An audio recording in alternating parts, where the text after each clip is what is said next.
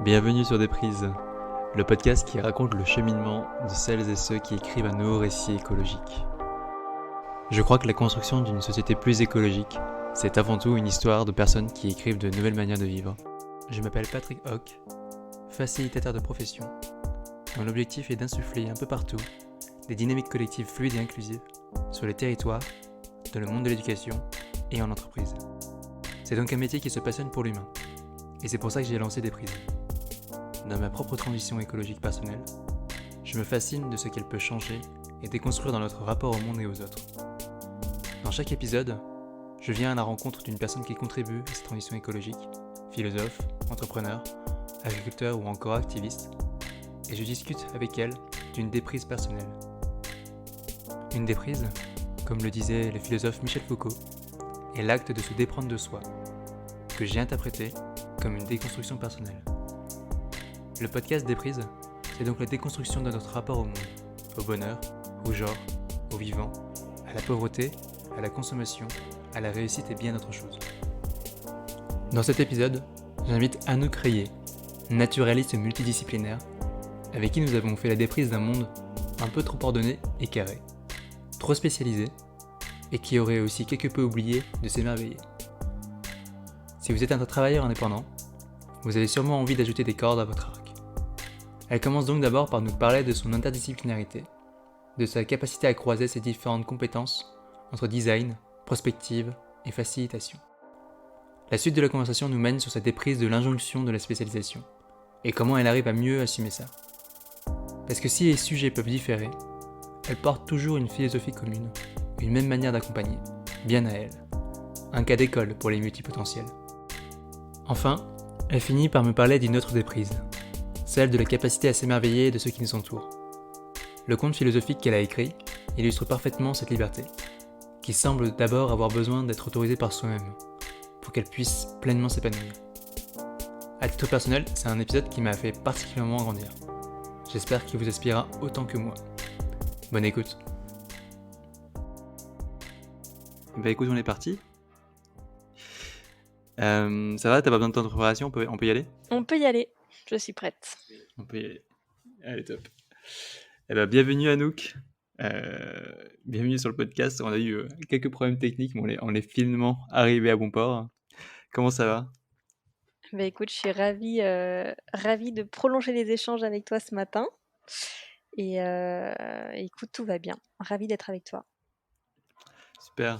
Alors, avant de commencer, ou peut-être pour commencer, est-ce que tu peux passer par la traditionnelle présentation de toi-même ? Donc la question auquel je déteste répondre, mais je vais me prêter au jeu. Et du coup, je vais reprendre ce que j'ai mis récemment sur mon site, qui je pense est synthétique. Je suis designer et prospectiviste de formation. Et du coup, c'est mon cœur d'activité aujourd'hui dans les accompagnements que je fais, notamment dans les organisations. Je suis aussi naturaliste par éducation, avec du coup des projets que je mène en parallèle autour du réensauvagement. Et dans mon temps libre, j'adore explorer tout ce qui touche à la conscience, au sujet de connaissance de soi, des explorations sur les dimensions plus sensibles. Et ce qui m'amène à notamment donner des formations en énéagramme et puis avoir écrit et illustré un conte autour du deuil, de la mort, de la transmutation, etc. Voilà en gros les différentes casquettes. Eh ben, c'est très clair. Alors, on va y revenir ça sur tes projets d'à côté. Mais déjà, on peut commencer par ce que tu nous as dit en premier dans l'ordre chronologique, hein. Ça consiste en quoi, du coup, d'être designeuse prospectiste ? En fait, l'innovation par le design ou la prospective, ça va être des outils, des compétences. Mais si je prends d'abord un temps de recul, mon intention quand j'accompagne des organisations, des collectifs, quels qu'ils soient, c'est vraiment d'amener avant tout ce changement de regard et ce changement de posture pour déjà se poser les bonnes questions. C'est pour ça d'ailleurs qu'on a créé le laboratoire Changer de regard avec Louise Broways, qui fait de la permaculture et de la RSE, et Adélaïde Vinet qui est anthropologue. C'est vraiment en fait cette attention de se dire, quelle que soit votre problématique, quels que soient vos besoins. Dans tous les cas, nous, ce qu'on a envie de vous amener, c'est déjà de vous décentrer par rapport à votre vision du problème, votre vision de où en est votre organisation, ouvrir un petit peu plus le champ des possibles, se poser les bonnes questions pour ensuite se mettre en mouvement et trouver des solutions.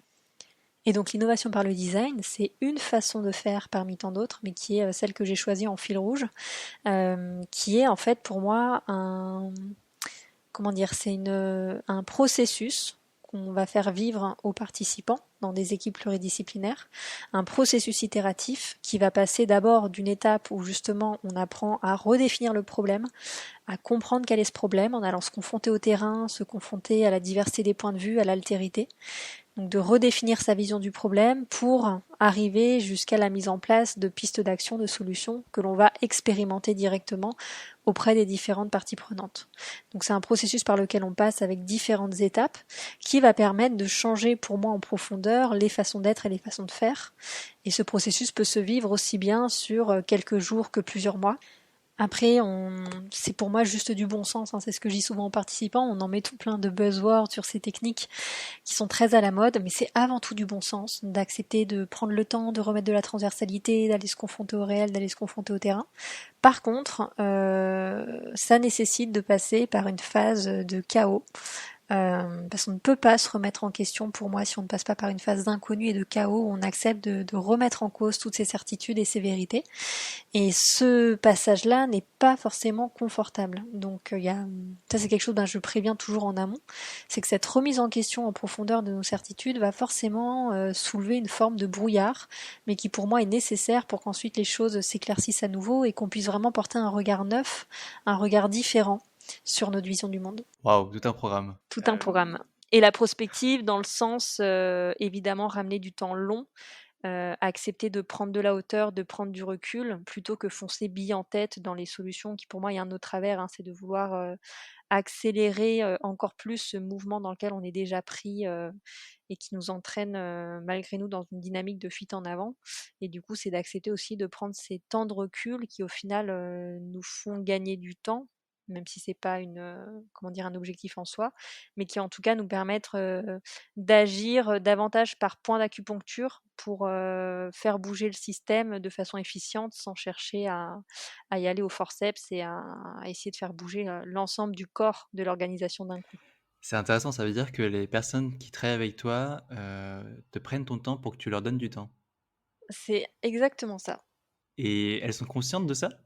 Est-ce qu'elles viennent avec l'idée que ça fasse ça? Ou est-ce que en fait c'est un effet, c'est une conséquence, mais qu'en fait ils viennent pour autre chose à la base? Hem, c'est dur à dire. Je pense que non, la plupart, si tu veux, ils viennent souvent avec une demande et un besoin qui va être assez court terme, ou en tout cas avec une attente de résultat. Et en fait, en parlant en amont et en explorant justement le besoin, parce que du coup, j'applique, si tu veux, cette méthodologie-là, ne serait-ce que dans mes façons de faire des propals et de cadrer en amont les sujets. En explorant le sujet, ils se rendent compte d'eux-mêmes, heu, comment dire? De tous les biais qui sont présents et de ce besoin de faire autrement et de prendre du recul. En fait, enfin et surtout avec le covid, hein, c'est étonnant, mais avec, ce qui se passe avec le covid, il y a cette prise de conscience que s'il y a pas cette prise de hauteur pour changer en profondeur et arrêter de traiter les symptômes pour essayer de regarder les causes, ça va être difficile de remettre du mouvement dans un système qui est quand même bien en inertie et bien sclérosé, quoi. Donc il y a cette conscience de plus en plus où là, avant, j'avais besoin presque de l'amener, si tu veux, de faire émerger ce besoin auprès des gens. Là, aujourd'hui, d'eux-mêmes, de plus en plus, ils ont la conscience quand même qu'il y a ce besoin de reprendre de la hauteur et du recul, parce qu'il y a des besoins de changements en profondeur qui commencent à vraiment apparaître, quoi. Je vais être très pratico-pratique. Comment qu'est-ce que ça, est-ce que tu aurais un exemple de ce que ça a pu apporter à quelqu'un, à une organisation? Alors très pratico-pratique, par exemple, on vient pour, des départements innovation pour, mettre en place des nouveaux produits ou services sur, tel sujet, qu'ils ont envie de développer en interne et en fait, ça va être du coup d'embarquer les personnes dans un processus où en fait, en les faisant aller sur le terrain, en les outillant, en leur donnant la posture pour ce changement de regard justement sur le terrain, ils se rendent compte qu'ils avaient fait, que le problème de départ n'était pas le bon. Et en fait, tu as beau le dire ça en amont, tant que tu vas pas toi-même sur le terrain pour prendre conscience de la différence de ton point de vue par rapport au point de vue de tes usagers, par rapport au point de vue des parties prenantes, de prendre en compte aussi les besoins au niveau de ton organisation, au niveau de la société, au niveau de la planète, enfin d'avoir cette vision systémique des choses, tu te rends compte à quel point tu étais biaisé sur ta vision du problème. Et donc ça amène au final des solutions radicalement différentes de ce sur quoi on était parti à la base, parce que tout le sujet, c'était non pas d'apporter des solutions, c'est déjà de comprendre quel était le vrai problème. Donc déjà, tu décales ton regard sur le problème. Enfin, c'est Einstein qui dit souvent, si j'avais 1 heure pour répondre à un problème, je passerais 90% du temps sur comment dire, la formulation du problème et 10% sur la solution. Là, c'est un peu ça. C'est en fait de se dire, c'est pas le fait de trouver des solutions qui est un sujet, c'est déjà le fait d'arriver à comprendre le problème. Donc d'aller sur le terrain, il y a ce changement qui commence à s'opérer chez les participants. Et après, la solution, pareil, c'est que tu vas pas passer des heures et des heures à imaginer ta solution idéale dans ton coin, en tunnel, jusqu'à ce que tu sois suffisamment fier pour aller la montrer à tes usagers.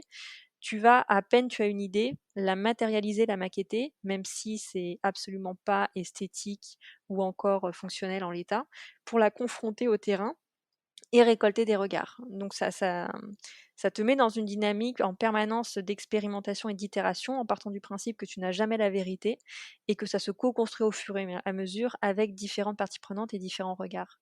Et donc typiquement à la fin, ce sur quoi tu vas aboutir, c'est soit des nouveaux produits ou services mais dont le processus aura permis de faire en sorte qu'ils soient vraiment efficients et qu'ils répondent à un vrai besoin, qu'ils amènent de la valeur. En même temps, tu auras appris un processus, un état d'esprit, tu auras pu t'outiller et surtout, tu auras appris à avoir cette vision systémique qui, pour moi, est la base, qui est de prendre en compte différents éléments du système pour répondre de façon plus globale aux différentes problématiques. Et ce qui est bien, c'est que cet état d'esprit, ça s'applique, comme je te dis là, pour du produit ou service, mais ça pourrait être sur une raison d'être, ça pourrait être sur des problématiques organisationnelles.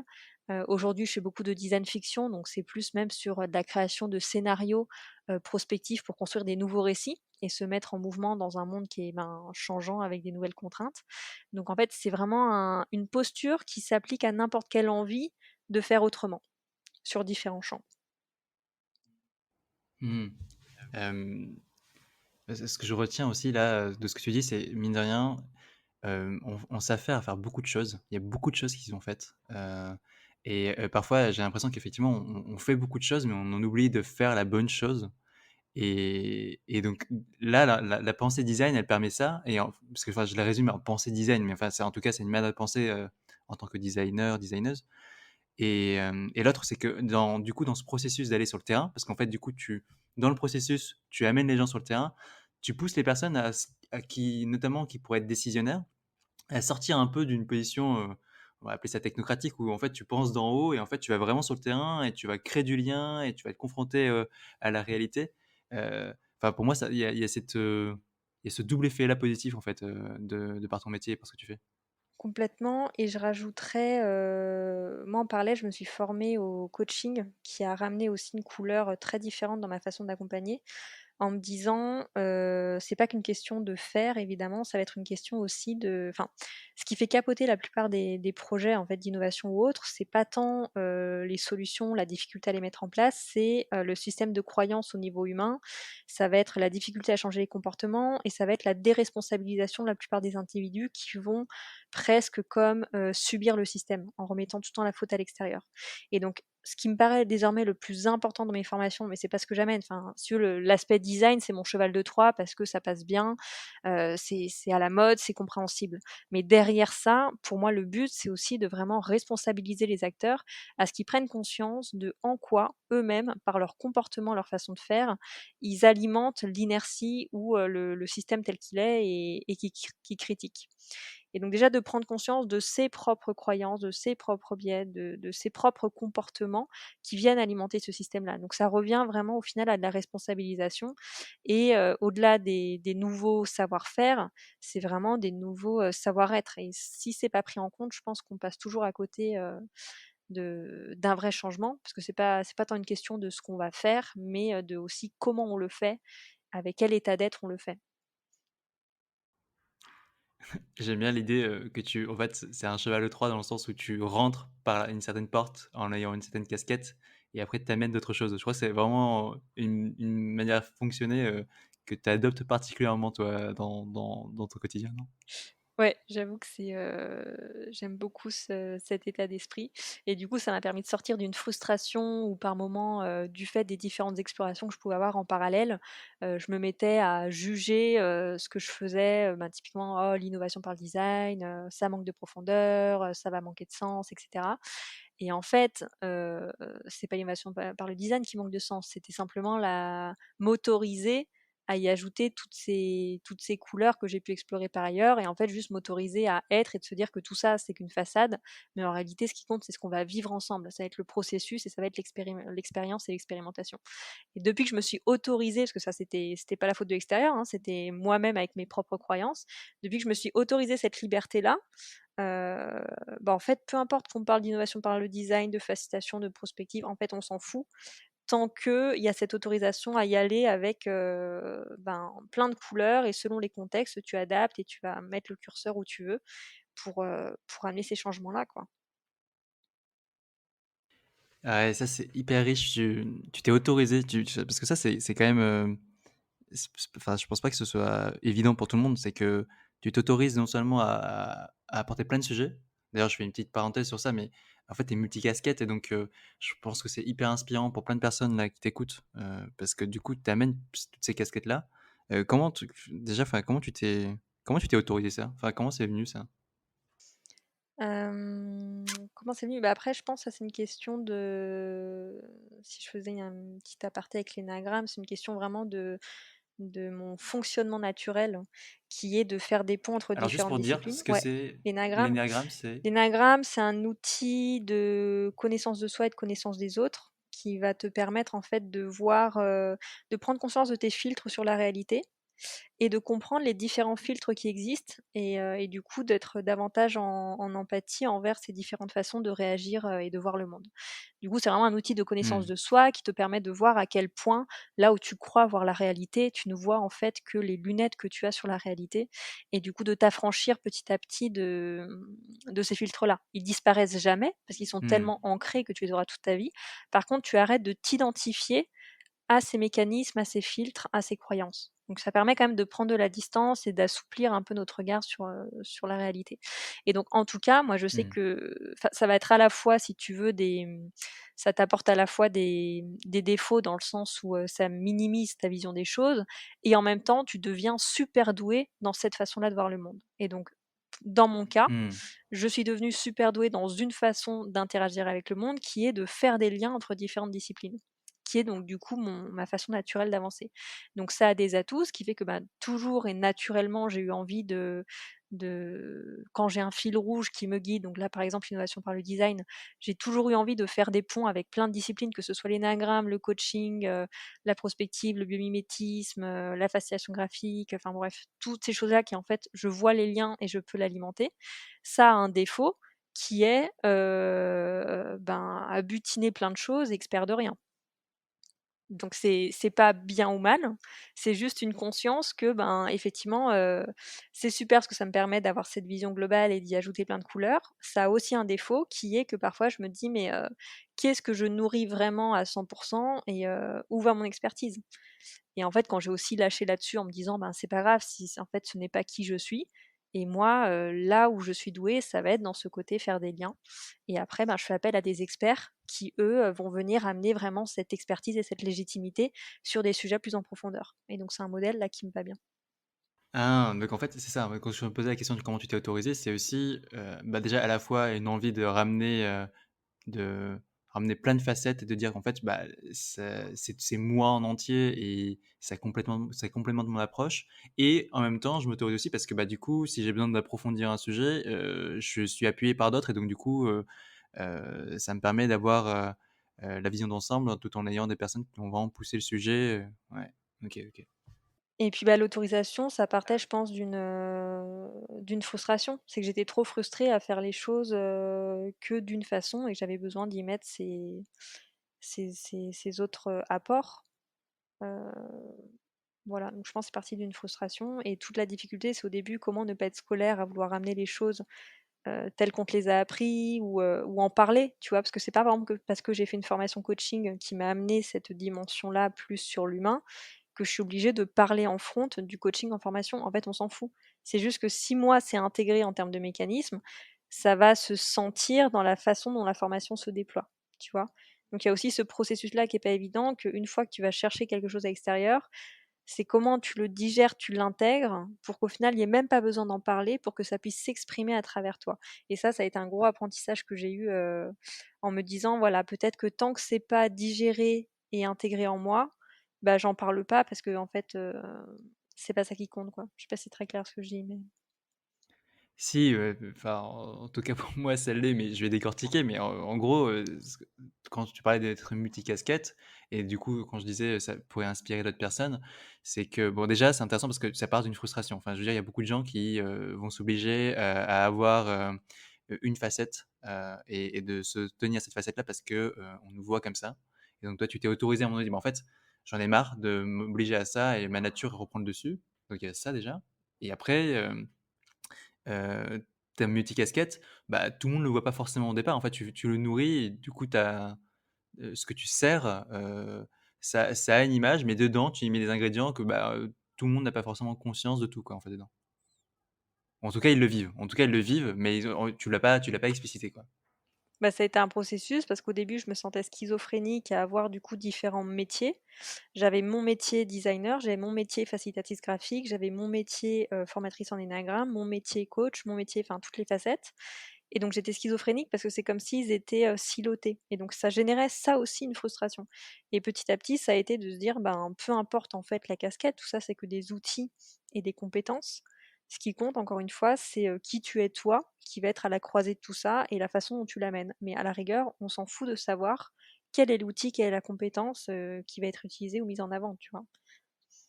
Et ça Mmh. du coup, ça a été un cheminement. J'ai passé 1 an et demi à être, multicasquette, schizophrénique. Il a fallu 1 an et demi de digestion, d'intégration pour qu'au final, en fait, on s'en fout. Mais j'aurais pas pu aller là directement. C'est un processus, tu vois? C'est à chaque nouvelle compétence que je vais chercher, il y a ce temps où d'abord, il faut que ce soit un métier en tant que tel, jusqu'à ce que petit à petit, ça puisse, s'intégrer, se digérer et que ça fasse partie de l'ensemble des couleurs et de l'ensemble des facettes. Et ça a été Ouais. c'est pour ça que je le dis, c'est parce que je pense que c'est important, de pas le voir comme, je suis formée donc c'est bon. Enfin, c'est vraiment un processus de digestion et on peut pas l'accélérer. Enfin, ça prend du temps et ça se fait naturellement. Ouais, parce que tu pris 1 an et demi quand même, en fait, pour arriver à ça. C'est tu avais besoin de vivre, les choses d'abord de manière séparée, en tout cas pour toi, pour ensuite les rassembler, mais il fallait passer par cette étape-là d'abord. Et voilà et j'avais aucune idée de où ça allait m'amener, mais c'est tout le temps a posteriori que tu arrives à voir le chemin, hein. Quand tu es dedans, tu as Mmh, absolument pas mmh. conscience.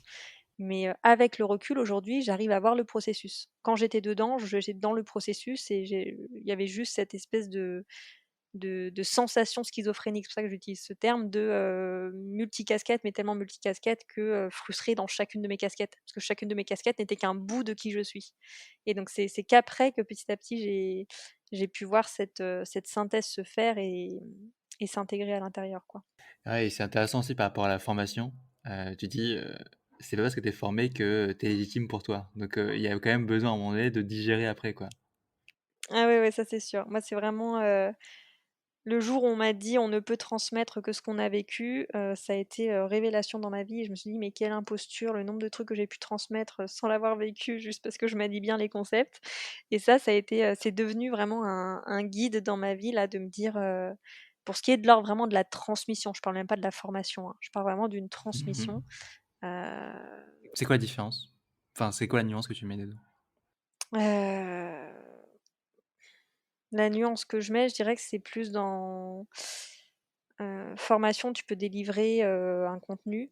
Transmission, pour moi, tu vas le livrer avec une, vibration et une énergie particulière qui fait que, au delà de tes mots, ça résonne en face et ça transforme la personne en face. Tu vois, c'est vraiment ça, la transmission pour moi, ça vient, Mmh. Par ouais. exemple, je pourrais lire, ouais, pardon, par exemple, je pourrais lire moi sur, je sais pas, comment dire, je sais pas, les bitcoins, je pourrais lire sur ça et je pourrais former les gens, mais je pourrais pas le transmettre. Parce que enfin, je le vis pas, c'est pas un truc qui me passionne, mais je pourrais très bien résumer un truc et faire une formation sur ça, quoi, mais pas forcément le transmettre. Oui, oui, oui. Donc ça, il y a pas de souci, mais tu vois, vrai, enfin, surtout, je pense, quand tu es dans des sujets type développement personnel ou des choses comme ça, il y a plein de beaux concepts, mais si tu veux, pour moi, tant que tu le vis pas vraiment dans ta chair et que tu l'intègres pas, c'est difficile tu pourras enfin, tu verrais la différence, hein. Deux personnes te diraient la même chose.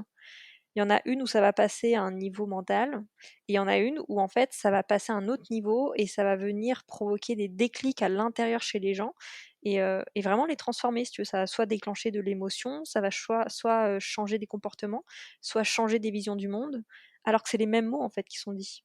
Mais tu vois, c'est pas la même façon de le véhiculer. Donc d'un côté tu formes, de l'autre côté tu transmets, quoi.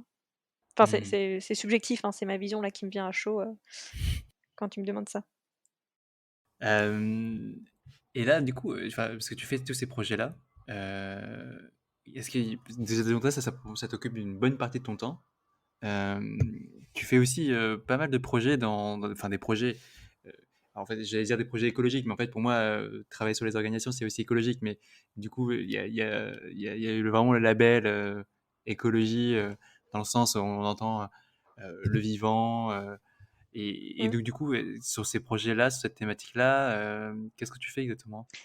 Ouais, alors ce projet-là, il est né vraiment d'une envie de renouer un peu avec mon éducation naturaliste, pour adresser de front la problématique de la biodiversité et de l'érosion du vivant, et en même temps d'y ajouter une dimension plus sensible. En gros, mon constat, c'était un peu, même si je suis pas du tout experte, hein, du sujet, là je parle vraiment d'une façon plutôt intuitive et subjective. Le constat, c'était qu'au niveau de la biodiversité, de ce que je pouvais voir, on avait tendance, dans la majorité des cas, à avoir une posture plutôt de contrôle, de rigidité, à vouloir conserver la nature telle qu'on la connaissait, à vouloir donc gérer les écosystèmes de manière assez figée, en voulant à tout prix stopper les évolutions en cours plutôt que de suivre le mouvement. Et le deuxième constat, il était plutôt au niveau de ce rapport entre l'homme et la nature, avec cette illusion de séparation, de nous sommes séparés du vivant, alors qu'au final, nous faisons partie de ce vivant-là. Pour moi, enfin, je suis vraiment persuadée que nous sommes nature. Donc, il n'y a pas à faire de différence entre la nature et l'humain. Donc, cette illusion de séparation sur laquelle, pour moi, il y avait un vrai besoin de reconnexion. Et puis entre les humains, entre eux, avec beaucoup de guerres de chapelle, de manque de dialogue entre les différentes parties prenantes. Donc que ce soit des guerres de chapelle entre les acteurs de la nature, ou que ce soit entre les différents usagers d'un territoire, donc entre les chasseurs, les éleveurs, les naturalistes, les communes, les citoyens, les industriels. Voilà, un manque peut-être de dialogue et de concertation pour vraiment faire ensemble et recréer du commun autour de cette nature. Donc de là a émergé justement le projet pour adresser un peu ces deux piliers. Donc sur le côté biodiversité, l'idée c'était de se dire ok, comment on peut redonner les clés aux écosystèmes, de s'adapter aux évolutions en cours, leur redonner les ressources pour pouvoir évoluer, parce qu'en fait la nature sait peut-être mieux que nous s'adapter, mais parfois de par les déséquilibres du fait de l'homme et pas que, mais du fait du déséquilibre des écosystèmes, parfois elle n'a pas forcément toutes les fonctions écologiques nécessaires présentes pour pouvoir être résiliente, pour pouvoir s'adapter, pour pouvoir s'autonomiser. Donc il y avait un premier point qui était vraiment déjà comment on fait pour régénérer les écosystèmes, pour en prendre soin, pour y restaurer des fonctions écologiques qui permettent à ces écosystèmes-là justement de s'adapter et de tendre vers leur potentiel écologique. Et le deuxième point, c'est aussi de travailler sur cette relation justement entre l'homme et son écosystème, à réfléchir ensemble à quelle posture peut avoir l'humain justement pour permettre à cet écosystème de se régénérer, cet équilibre à trouver entre la juste action en fait, entre l'agir et le laisser faire. Il y a beaucoup de débats hein, aujourd'hui entre libre évolution, ingénierie écologique, enfin, bon, tout ça pour moi c'est des moyens. L'intention première étant encore une fois la régénération et la prise de soin, et les moyens sont multiples. Mais prenons le temps justement de se poser la question de ces moyens et de quels sont les justes pas à faire pour permettre à ces écosystèmes de retrouver leur résilience et qu'on ait nous notre posture un peu de jardinier ou de gardien. Et tu un exemple concret? Et bah, du coup, ouais, un propriétaire privé qui a une forêt de 100 hectares et qui aimerait, bah, justement, savoir quoi faire pour la rendre plus résiliente. Donc, là, ça va être, d'aller sur place avec des écologues pour prendre conscience déjà de où en est son écosystème à l'existant et l'écart avec son potentiel écologique, donc c'est-à-dire l'écart entre là où il en est et s'il était résilient et on va dire dans son axe naturel, où est-ce que ça pourrait l'emmener? Et du coup, de lui donner à voir toutes les solutions possibles pour passer de cet existant à ce potentiel. Après, c'est au propriétaire de choisir, ce qu'il a envie de mettre en place selon, ses envies, le temps et les moyens. Et l'autre projet, là, c'est une commune qui doit repenser le plan de gestion de sa forêt à 20 ans et de façon plus globale, l'aménagement de son territoire. Et donc là, ça va être de la mise en lien entre l'ONF qui va être le partenaire public pour faire justement ce plan de gestion, les élus qui vont avoir besoin d'être formés pour comprendre comment fonctionnent les écosystèmes et du coup ce qu'ils aimeraient voir dans cette forêt, des écologues qui vont apporter une vision plus écologique de la forêt et non pas juste, on va dire, dans la production et l'exploitation, et de croiser ces différents regards pour justement mettre en place des solutions qui permettent de recréer du commun entre ces différentes parties prenantes. Mmh. C'est quoi le réensauvagement? Ah bah, c'est le mot à pas utiliser justement parce que ça crée polémique. Heu, le rewilding, en anglais et qu'on n'a pas trouvé de traduction en français. Mais ça c'est très varié. Si tu veux, pour des gens, le réensauvagement, ça va être, cet idéal des grands espaces avec, la grande faune qui sera présente, qui était présente avant.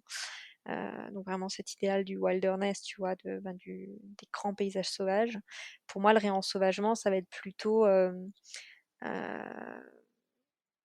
de sortir d'une posture de contrôle et laisser, l'humilité de faire un pas de côté. D'ailleurs, c'est le nom de l'association, le pas de côté. L'humilité de faire un pas de côté pour laisser le vivant s'exprimer. Mais que ce soit sur 1 m² de jardin ou que ce soit sur, 30 000 hectares ou que ce soit sur, voilà, une forêt communale de 100 hectares, peu importe, mais de relaisser de l'espace à ce qu'il y ait de l'émergence et que le vivant s'exprime. Il le fait, hein, il y a pas de souci, mais sortir voilà de cette posture d'humain qu'on peut avoir, mais qui parle de nous, hein, qu'on s'impose à nous-mêmes, de contrôle et de gestion, de vouloir imposer une trajectoire, de vouloir anticiper et du coup de dire on veut orienter la direction dans tel ou tel sens. Typiquement, c'est ce qu'on impose aux forêts en disant ben, avec le changement climatique, voilà ce que ça va être, donc il faut qu'on plante telle espèce parce que voilà comment ça va évoluer. Donc on impose une trajectoire, alors qu'en fait, si on laisse au vivant sa capacité d'adaptation, lui-même sait qu'est-ce qu'il va vouloir mettre en place et ce sera le plus adapté à l'environnement. Faut pas oublier que la nature, elle a 3,4 ou 3,8 milliards d'années de R&D derrière elle et elle sait s'adapter à un contexte qui est changeant. Et en réalité, c'est très prétentieux de notre part que de penser savoir à quoi va ressembler le paysage demain. Parce qu'on parle de réchauffement climatique, en fait, c'est du changement climatique et on ne sait pas à telle ou telle région quels vont être les impacts. Et du coup, c'est très risqué de vouloir imposer une trajectoire à la nature. Et donc, mon parti pris serait plutôt de se dire redonnons-lui les ingrédients pour qu'elle puisse d'elle-même nous imposer une trajectoire, parce que ce sera celle la plus adaptée au milieu. Et le milieu va changer. Donc, je pense qu'on a un vrai deuil à faire aussi d'accepter que le paysage tel qu'on est habitué à le voir ne sera plus là demain. Et c'est pas grave. Hem, Tu vois, tu parlais de contrôle, je sais que ça doit faire bouger quand même les gens, notamment les personnes qui prennent des décisions, que tu viennes et tu te dises, «Bah, en fait, la meilleure façon de faire, c'est de pas anticiper, enfin, de pas essayer de contrôler et de pas avoir un résultat à la fin». Je veux dire, ça ça doit faire sortir de leur gond quand même, non? Bah, c'est intéressant parce que, enfin, au final, on le sait, si tu veux, qu'on peut pas anticiper et je pense que c'est de vouloir à tout prix trouver de la sécurité dans l'insécurité qui nous rend insécures. Tu vois, je sais pas si tu vois? Et Mmh. le design fiction, typiquement, c'est exactement ça, c'est de leur dire, en fait, on va pas essayer de prédire les scénarios pour demain. On en a aucune idée. Enfin, tu vois, qui avait prévu le covid? Enfin, tu vois, on peut pas prédire les scénarios de demain. Par contre, on peut, dans notre gymnastique intellectuelle et dans nos croyances et encore une fois, dans nos peurs, on peut apprendre à, quand cette incertitude est là, à trouver des solutions et à s'adapter en acceptant de remettre du mouvement dans le système. Et c'est un peu ça, enfin moi mon leitmotiv, quels que soient les projets, hein, c'est que ce soit dans l'énagramme, le réensauvagement ou le design, c'est déjà de faire un peu ce pas de côté, de changer de regard et de remettre du mouvement dans le système pour moi, à partir du moment où il y a du mouvement, tu peux t'adapter, tu peux bouger. Mais nos systèmes, qui soient internes en tant que personne humaine ou nos systèmes organisationnels ou au niveau de la société, sont souvent sclérosés. Et on voit que quand on essaye d'y remettre du mouvement, du changement, ça se resserre encore plus, ça se tend parce qu'on a peur, on n'a pas envie que ça lâche. Mais pour moi, ça, ce sont les derniers soubresauts avant qu'au final ça lâche. Et on va être amené de toute façon à lâcher et à ce que le mouvement s'opère. Donc autant le faire en douceur plutôt que de le subir de façon un peu brutale, quoi. C'est la résistance souvent qui est à la source de nos souffrances, enfin, en tout cas à mes yeux. Ouais, ça fait écho hein, quand tu disais qu'on trouve, en fait, on trouvait l'insécurité dans la recherche de sécurité. Là, tu nous dis en fait qu'il faut qu'on apprenne à redevenir des nomades, à accepter le mouvement et à accepter l'incertitude, et donc d'être des nomades plutôt que de se sédentariser quelque part, quoi. Bah, alors au niveau physique, je pense même pas que ce soit possible vu le nombre de personnes qu'on a aujourd'hui, mais en tout cas dans l'état d'esprit interne, heu, ouais de sortir de toute anticipation ou contrôle, même sur ses trajectoires de vie, hein, c'est un peu ça pour moi le réensauvagement aussi si on l'applique à soi, c'est, l'acceptation de l'émergence, de l'inconnu, de se faire balloter à droite à gauche. Moi je me suis toujours dit en fait: «J'ai aucune idée de quel sera mon métier dans un an» parce que chaque année j'ai l'impression que ça change.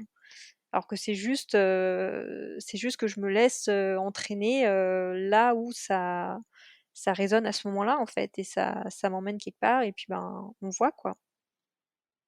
Et t'as pas des pics d'insécurité? Ah, bah tiens, là, je vais pas pouvoir payer le loyer. Parce que c'est ça, hein, souvent, les peurs qu'on a. Ah, bah Ouais. tiens, je vais perdre cette reconnaissance-là. Enfin, tu fais comment pour lâcher prise sur ça, toi? Alors ça, je pense qu'il y a vraiment pas de recette miracle et c'est le gros sujet. Mais en tout cas, c'est pour moi, le sujet principal. Enfin, quand je faisais du coaching, là, j'ai arrêté, mais quand j'en faisais, c'était souvent des gens en transition de vie, à vouloir changer de métier et tout ça et c'était toujours la même, insécurité qui venait et ça je pense que c'est pas évident parce que c'est tellement nourri par nos schémas familiaux, par la mémoire cellulaire si on croit à ces choses-là, donc ça peut remonter loin. Mais en tout cas effectivement je sais pas pourquoi, moi enfin je me suis toujours dit, mais on en avait déjà parlé, c'est que, ben, au pire, si j'ai pas de mission, bah, au pire, je prends un job, alimentaire à temps partiel ou à 3/4 de temps, je ne serai jamais à la rue. En fait, je me suis toujours dit: «Mais de toute façon, je ne serai jamais à la rue, enfin, c'est pas une option».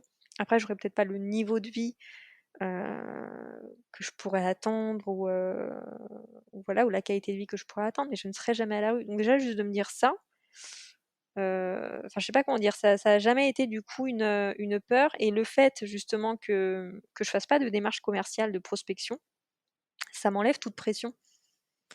Le fait de passer que par de la rencontre et du bouche à oreille et puis, ben, d'une opportunité puis d'une autre, et de pas être justement dans: «Il faut que je fasse tant de chiffres telle année, et je me mets tant d'objectifs et il faut que j'ai contacté tant de clients». Enfin, j'ai aucune, intelligence, commerciale pour le coup et bah, du coup, ça enlève toute pression et je me retrouve à faire, finalement souvent beaucoup plus de chiffres que ce que j'avais anticipé ou ce que j'aurais pu me mettre si je m'étais fixé un objectif, quoi.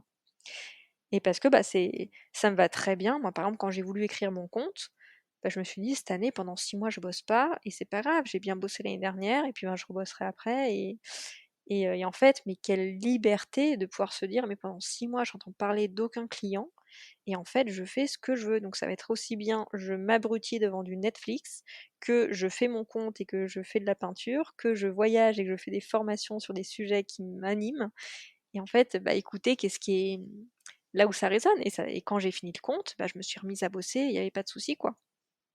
Donc il y a aussi, tu vois, derrière ça, je me dis, moi, c'était même pas tant la peur de manquer d'argent, c'est aussi la culpabilité. C'est que je crois que je n'ai aucune culpabilité à rien faire et ça, mine de rien, je me rends compte que c'est pas évident et je pense que ça m'a détendue, du coup, sur pas mal de choses. Ah, alors, on va revenir à ton compte d'ailleurs, mais tu dis, tu aucune culpabilité à rien faire et pourtant on a l'impression que tu fais quand même 1 milliard de trucs. Bah, ouais, parce qu'il y a plein de petits projets, mais en fait, j'y dédie peu de temps. Enfin, tu vois, même le réensauvagement, c'est quoi? C'est, quelques jours par mois. Les missions d'accompagnement, pareil, c'est Mmh. quelques jours par mois. En fait, je fais peu de missions en parallèle. je fais peu de missions en parallèle et Mmh. j'essaye vraiment d'avoir au moins un tiers de mon temps qui est dédié à rien pour que ce soit,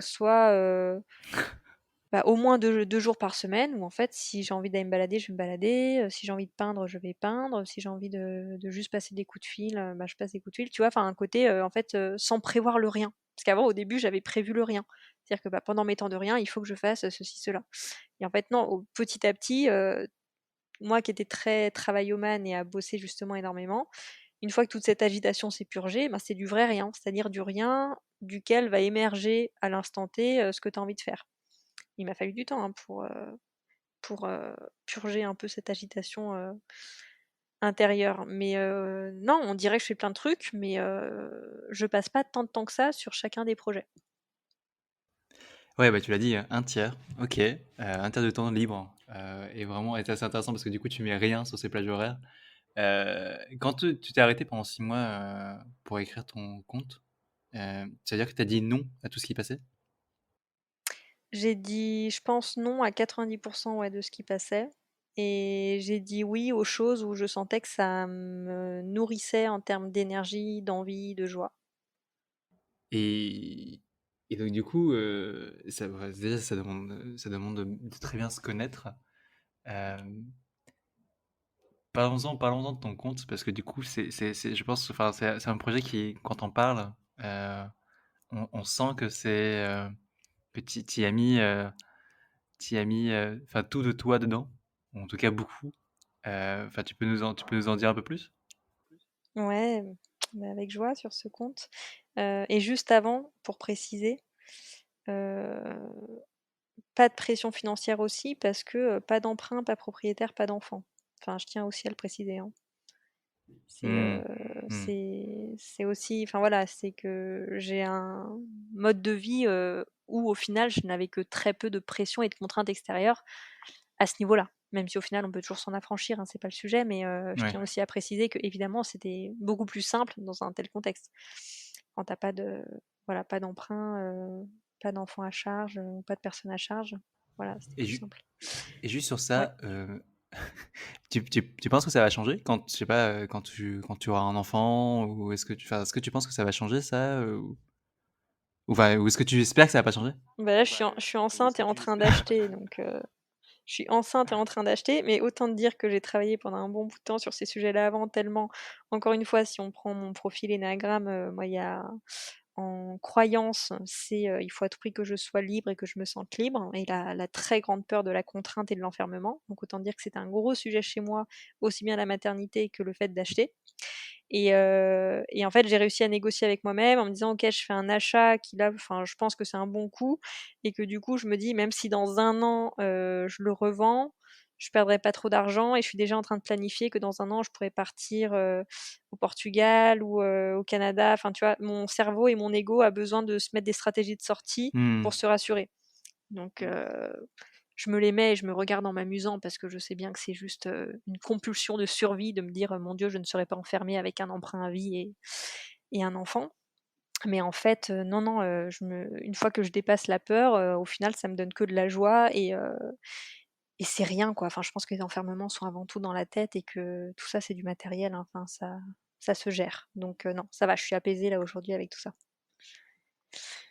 Et pour la maternité, au contraire, énorme source de joie et de me dire, comme je te disais, c'est que j'ai jamais été aussi peu perchée et autant, j'ai l'impression à vraiment, vivre ma vie plutôt qu'observer ma vie que depuis là que je suis enceinte et ça fait un bien fou, quoi. Et donc le conte. Le compte, ouais. Qu'est-ce que tu veux que je te raconte sur le conte? Tout. Qu'est-ce que tu veux nous dire? Bah, déjà, le conte, hem, enfin, c'est parti de quoi, en fait? Pourquoi écrire un conte? Alors c'est parti de quoi? Donc moi, c'est parti d'une expérience de vie, j'ai mon frère qui a été, malade assez gravement, quand j'étais petite et qui a fait une récidive, à 27 ans d'une tumeur, au cerveau et qui est dans le tronc cérébral et du coup, quand j'avais 23-24 ans, j'ai passé, une grosse année, à du coup l'accompagner dans la maladie et à être confrontée à la maladie d'un proche, à la souffrance d'un proche jusqu'à ce qu'il décède, en 2014. Et en fait, cette expérience de vie, donc de vie et en même temps de mort, a été, je pense, un des plus beaux moments de ma vie, qui m'a vraiment reconnectée à une forme, mais d'amour et de magie et de beauté et je sais pas, comme de la grâce, enfin je sais pas comment dire, mais ça, même à l'intérieur de moi, je sentais que ça ouvrait plein de choses, que ça, je sais pas, que ça m'a baignée au-delà évidemment de toute la souffrance, hein, qui se passait en parallèle, hein, c'est pas la question, mais en tout cas une expérience hors du temps, heu, qui a profondément, radicalement changé mon regard sur les choses. Et c'est là, quand je te parlais, tu vois, de formation versus transmission, pour moi, mon frère, juste par, ce qu'il était, ce qu'il vivait et surtout sa façon de le vivre, a été, quelqu'un qui m'a transmis quelque chose, si tu veux. Sans qu'il me dise quoi que ce soit, par sa posture, ça a transmis quelque chose qui m'a en profondeur changée. Et avant ça, moi, j'avais vécu aussi une expérience un peu hard suite à une pneumonie qui m'a vraiment mis en vrac, derrière, où justement j'ai senti qu'il y avait un gros nettoyage qui se faisait d'un point de vue émotionnel, de croyances. Enfin, j'étais vraiment mal, comme une mort à soi, une perte d'identité, à plus avoir de repères, plein de choses qui se remettaient en question, enfin bref, qui s'est faite juste avant. Donc c'était un peu comme si j'avais un processus de mort à moi-même pour pouvoir ensuite derrière être en état d'accueillir la mort de l'autre autrement. Ça, encore une fois, je te le dis maintenant avec le recul, incapable d'avoir la conscience de ça pendant que j'étais dedans, évidemment. Et du coup, Hmm. suite à la mort de mon frère, je suis restée avec ça. Enfin, j'avais 24 ans, donc c'est difficile de le partager, hein. En plus de ça, moi à la base, je suis quand même très, très, très pudique, sur mon jardin intérieur, sur, justement mes émotions, ma vulnérabilité. Et il m'a fallu 2-3 ans où en fait je vivais avec ça et je sentais que ça continuait de faire ses effets. Ça continuait de changer ma vision du monde, ça continuait de changer ma sensibilité au monde, ça changeait mon rapport, enfin dans ma façon de faire le travail, enfin tu vois, tout ça, ça nourrit aussi évidemment les explorations que j'ai fait par ailleurs. Et à un moment donné, j'ai senti que c'était comme si ça avait fait un trop plein, que ça avait fait ce que ça avait fait, à l'intérieur de moi, que le travail était fait à l'intérieur et que j'avais un besoin irrépressible de le sortir.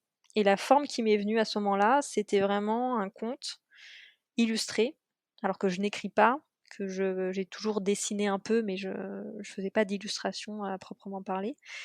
Et c'est vraiment cette forme-là qui a commencé à émerger.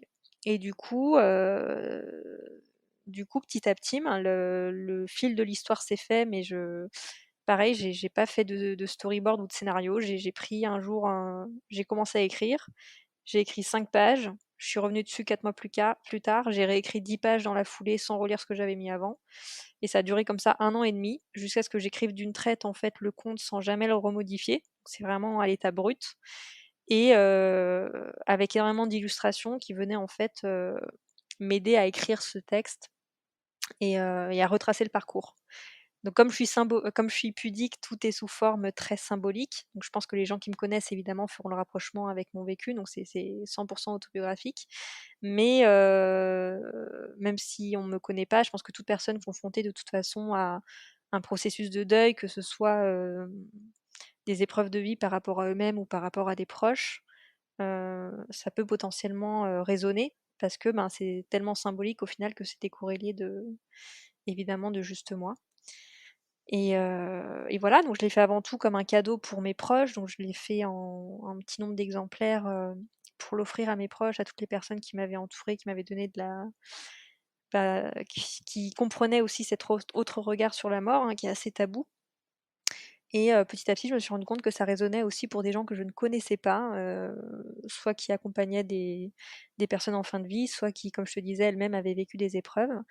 Et certains qui me disaient même, «J'ai rien compris, mais j'ai pleuré». Et là, je me suis dit: «Bah, ça a fait son boulot», tu vois? Quand on parlait de transmission, enfin, je veux pas me dire que je suis quelqu'un qui transmet, hein, loin de là, mais pour le coup, comme c'est une expérience qui est vécue, digérée, que je n'ai pas cherché à y fourguer des concepts, mais que j'ai juste parlé de cet élan intérieur, de ce qui avait été, vécu dans mes tripes et de ce qui est enfin, tu vois, vraiment ce qui est vécu, donc digéré.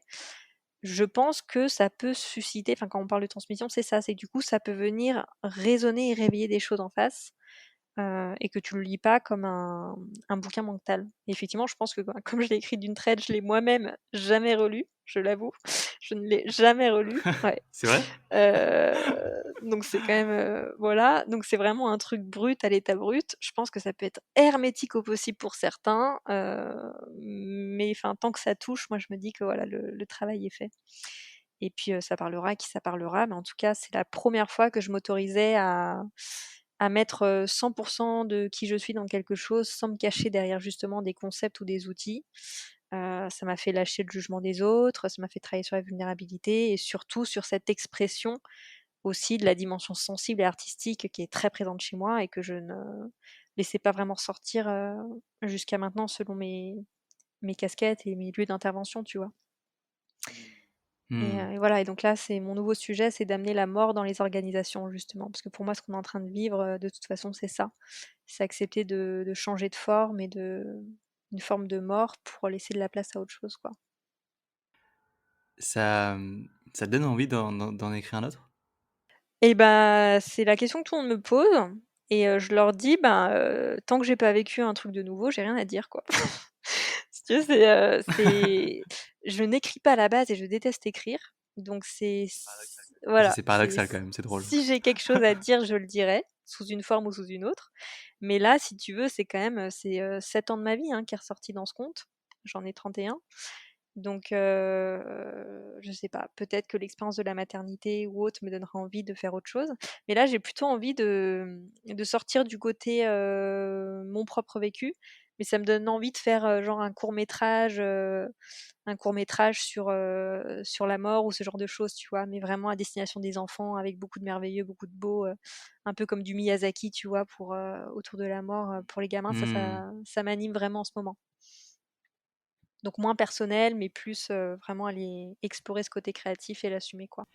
Euh, tu viens de rementionner, ou alors peut-être que je me le suis dit moi-même parce que j'avais envie de l'aborder depuis tout à l'heure, mais c'est quoi la place, c'est quoi l'émerveillement et à quoi ça sert et pourquoi?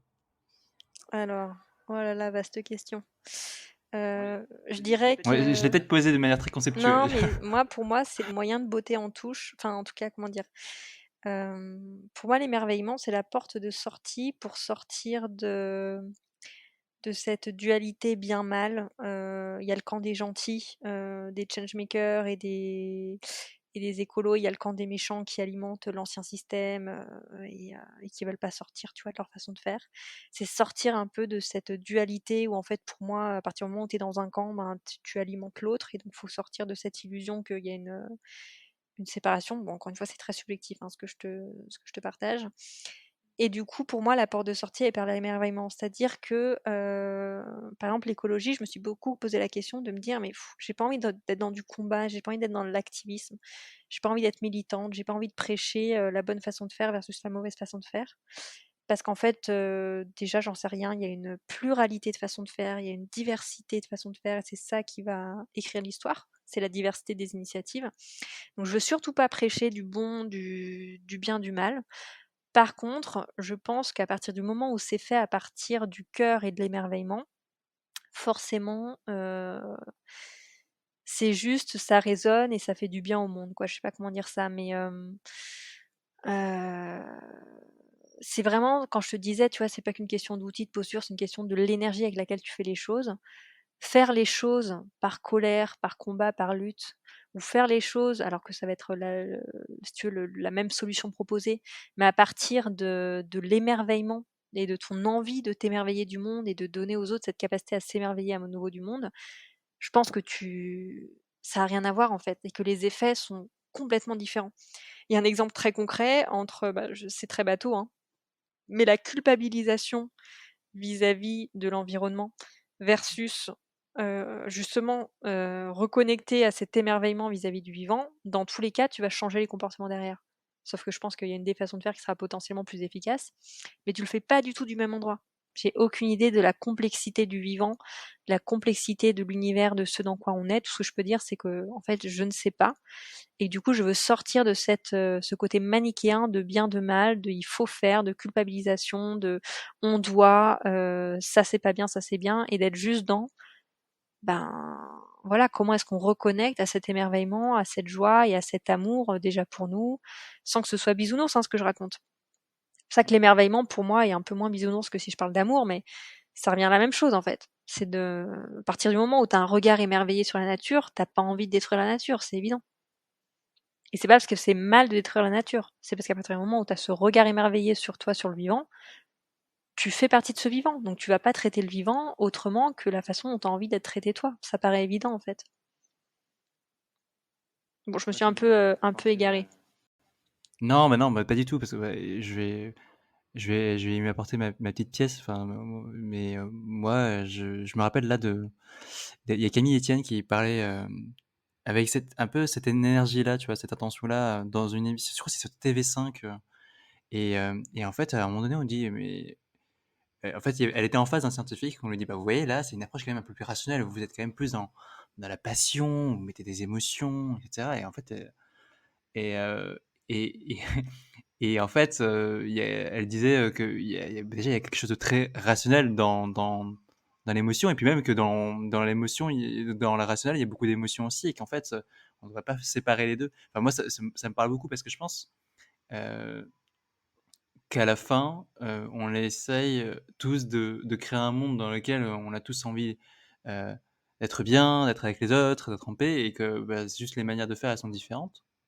Et donc moi, au contraire, enfin, je trouve que, parce que c'est un sujet aussi pour moi, hein, mais le fait, là je me permets de parler de moi personnellement, mais il y a une énergie quand même bien différente de se battre effectivement, alors qu'en fait tu peux pointer vers un récit qui inclut tout le monde et qui laisse d'abord de la place au beau, quoi. Enfin, et donc moi ça me parle beaucoup. Et d'ailleurs ce podcast, il est alors, il s'appelle Déprise et il parle des personnes qui contribuent à écrire un nouveau récit écologique. Et tu disais tout à l'heure, en fait, il y aura c'est la diversité de chacun dans sa plume à écrire de manière différente une partie de ce récit écologique, et c'est l'ensemble qui fera ce récit écologique là. Donc moi je trouve ça, enfin en tout cas moi à titre personnel, ce que j'entends c'est que et ce que je retiens, c'est que cette énergie-là, pour aller l'émerveiller, et notamment, tu vois, retranscrit par ton conte, il est, il est très à propos. Enfin, je vais finir par ça, mais les gens disaient de ton conte quand même, j'ai rien compris, mais ça m'a touché et j'ai aimé. Enfin, ça dit tout, quoi, en fait. Ouais, de se laisser toucher, c'est sûr. C'est le sujet. Mais il y a un vrai changement. Enfin, là, par rapport à l'écologie, on le voit bien, hein, de plus en plus d'acteurs parlent de cette notion justement de passer plus par l'amour, l'émerveillement, la connexion, la reliance que la séparation, le bien, le mal et la culpabilisation. On s'est bien rendu compte que ça marchait pas forcément. Même si, comme tu dis, il en faut. Il faut de tout. Il faut et des activistes qui vont au front et des militants et des rebelles, et il va falloir des gens voilà, il faut toutes les énergies et toutes les expressions de toute façon du vivant, justement.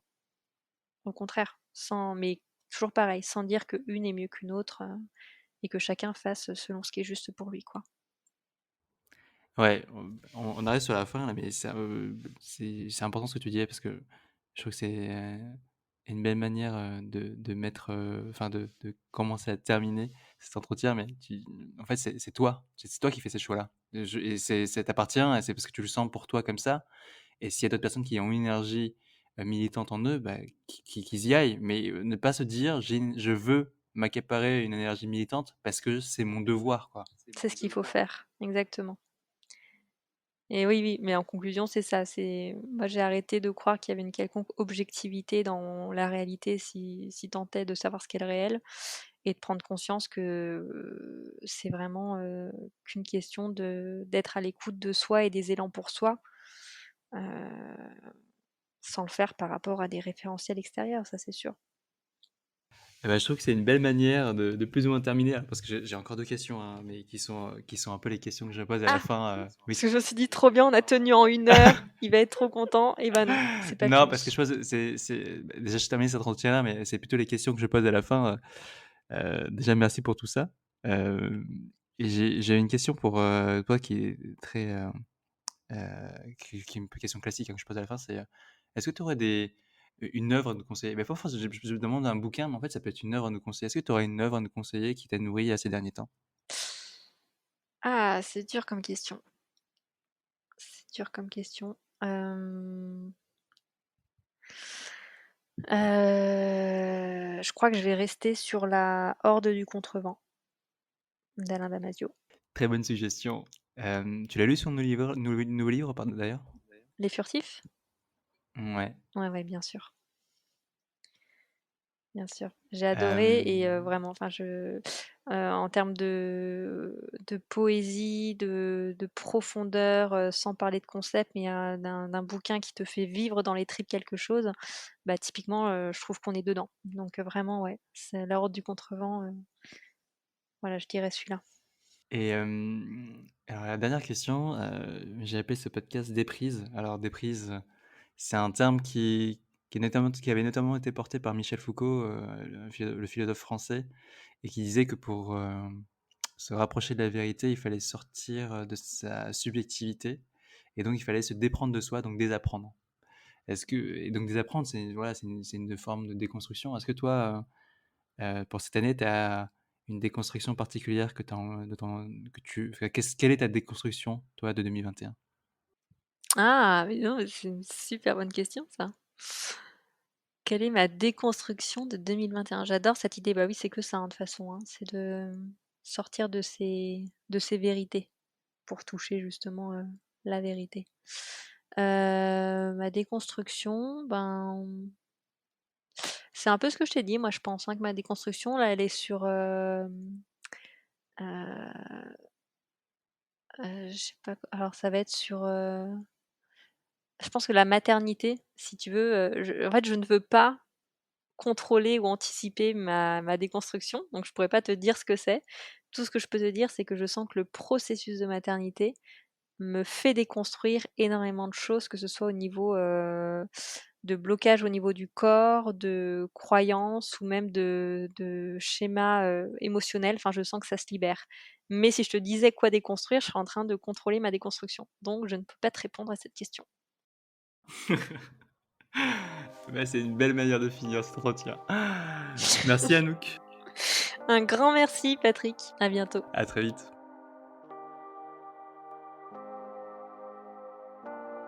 Merci d'avoir écouté cet épisode. J'espère qu'il vous a plu. Si c'est le cas et que vous avez aussi envie que le projet continue, la manière la plus simple et efficace pour me soutenir, c'est de mettre un commentaire sur iTunes ou Apple Podcast. C'est principalement ce qui permet au podcast d'être mis en avant. Et si vous avez des retours, des suggestions, des envies pour le podcast, dites-le moi sur les réseaux. Je vous répondrai avec grand plaisir. À très vite.